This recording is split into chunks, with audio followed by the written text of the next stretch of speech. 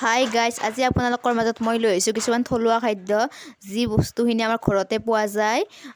মই আজি বনাম টেঙাৰ আঞ্জা, ঢেকীয়া শাক আৰু অকল 7বিধ শাক বনাওঁ দেখুৱাম আপোনালোকক।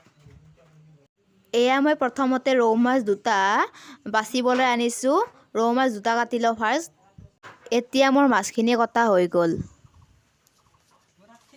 এতিয়া মই মাছখিনি ধুনীয়াকৈ ভাজি লৈছোঁ।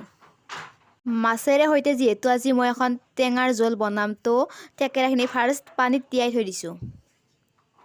এতিয়া মই তেল আৰু ফোৰণ দি দিছোঁ কেৰাহীটোত। আৰু এপিনে মই ঢেকীয়া আৰু শাকখিনি ভালদৰে ধুই ল'লোঁ। আৰু এতিয়া আলুৰ দমখিনিত মই ভালদৰে থেকেৰাখিনি পেলাই দিছোঁ। থেকেৰাখিনি পেলাই দি পেলাই ভালদৰে অলপ টাইম লৰাই দিছোঁ। এতিয়া মোৰ থেকেৰা টেঙাৰ সৈতে মাছৰ জোলখিনি ভালদৰে ৰেডি হৈ গ'ল। এতিয়া খাব লাগে আৰু এইপিনে মই এতিয়া 7বিধ শাক বহুৱাই দিছোঁ কেৰাহীত আৰু তাত মাছৰ কাণ পেলাই দিছোঁ। ভাল লাগে খাই এনেকৈ। আৰু এইপিনে এতিয়া মই ঢেকীয়াখিনি বহাই দিছোঁ। তাত সৰু সৰু কণ কণ আম দি দিছোঁ। ভাল লাগে, টেঙা টেঙা লাগে ঢেকীয়াখিনিৰ লগত, বহুত ভাল লাগে। আপোনালোকে ট্ৰাই কৰিব এবাৰ। এতিয়া মোৰ ভাতটো ৰেডি হৈ গ'ল। এয়া ভাত, এইটো জলকীয়া, এইটো ভাজা মাছ আৰু এইটো শাক হয়।